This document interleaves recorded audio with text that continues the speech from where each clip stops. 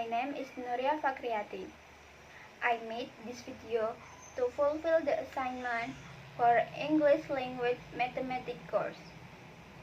In this video, I teach 5 students about the volume and surface area of cylinders through a dialogue and discussion method, where I incorporate various real-life problems. Happy watching!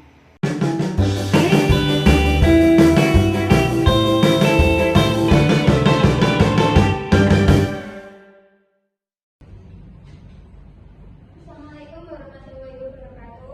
Waalaikumsalam warahmatullahi wabarakatuh. Good morning everyone. Morning, Miss. How are you today? I'm fine, Miss. I'm fine, thank you. Today we are going to explore a shape that we see around us all the time. It is cylinders. A cylinder is a shape with two circular ends and a curved surface connecting them. Here are a few examples. A food can, like a canned soup, and a food can, like a pineapple in a can, spaghetti in a can, corn in a can, or anything else. So, it's a pipe like the one used for pumping. Even water tanks are usually shaped like cylinders. And anyone think of another object that look like cylinders?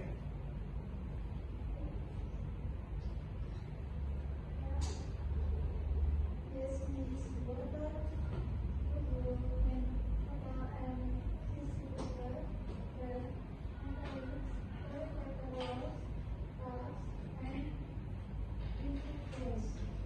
Great example. Now, why do you think knowing the size or shape of a cylinder might be useful? For example, design a food can. Volume helps manufacturer ensure consistent amount in each can. For a project like soup or sausage, or a tank or a water tank, knowing the volume helps determine how much water it can store, important for water supply or irrigation. Why would you need to know its volume or how much surface area it has? For object like bodies on storage dam, to know the surface area that manufacture according to much metal or plastic is made. Another example. In a painting, surface area is essential when painting or painting a cylindrical object such as tank and drum. But now, how much paint or coating is needed to cover the material surface. Great. Understanding the volume and surface area of cylinders can help in many ways, like figuring out how much a can hold or how much material we need to make a tank. And that's exactly what we are going to learn today. Imagine this. You are part of a team designing a new project that needs a cylindrical container. Your job is to figure out the best dimensions for this container to hold the most force. Today, we'll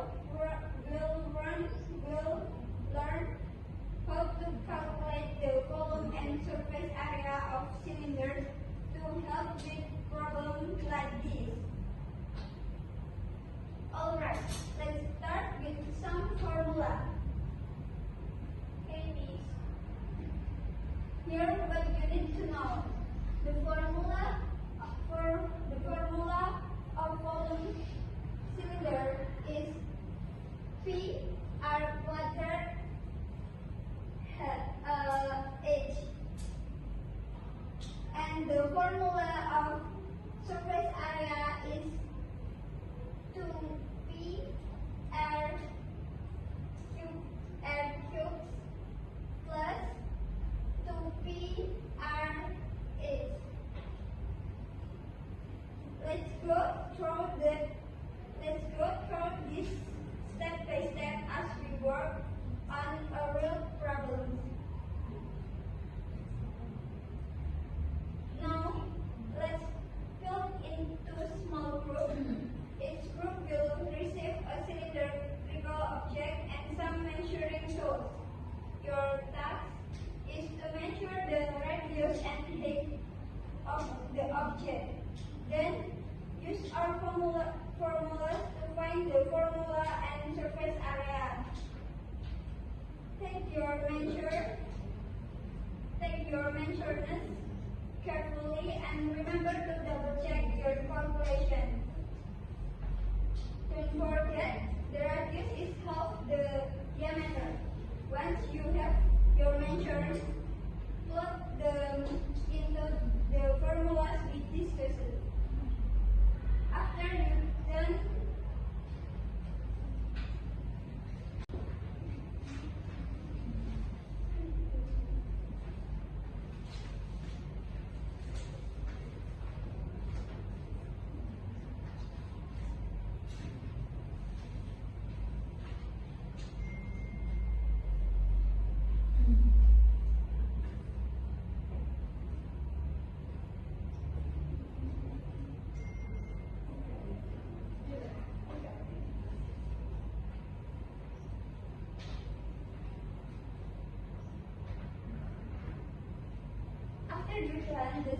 the calculation discussed within your group, think about whether there are ways to adjust the dimension to maximize volume or minimize surface area.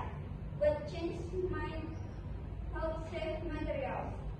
Now that you have a sense of how to calculate this, here a worksheet with five real-life scenarios. Each scenario involves using volume and surface area calculation for a specific purpose. Scenario 1: how much material is needed to protect a cylindrical can of soap, and how much cost to label each can.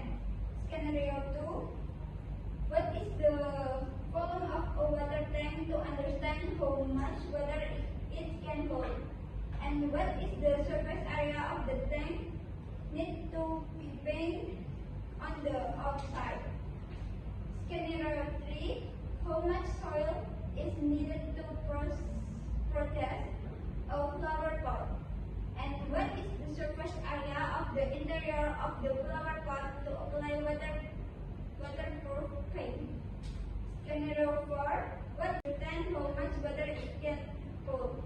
And what is the surface area of chemical drum to know how much metal is required to produce 1 gram? As you're working, try to think about why its calculation makes sense.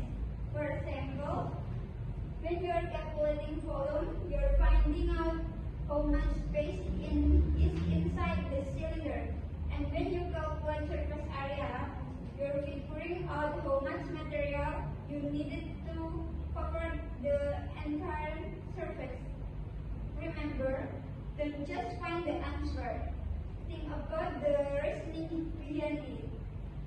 Discuss with each other why you choose certain measurements and how they affect your result.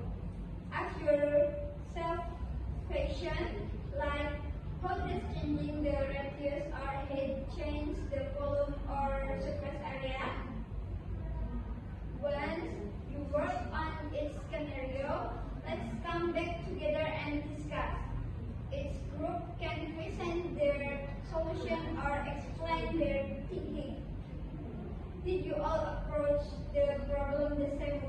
or did you have different strategies? Today, we have learned how to calculate the volume and surface area of cylinders and seen how this calculation can help solve real-world problems. To work out, could someone summarize what we've learned in your own sport? Understanding volume and surface area could be useful in different careers. Can anyone think of a job where knowing this calculation would be important?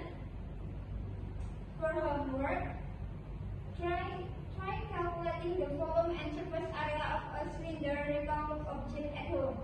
Reflect on how knowing this measurements bit might be useful.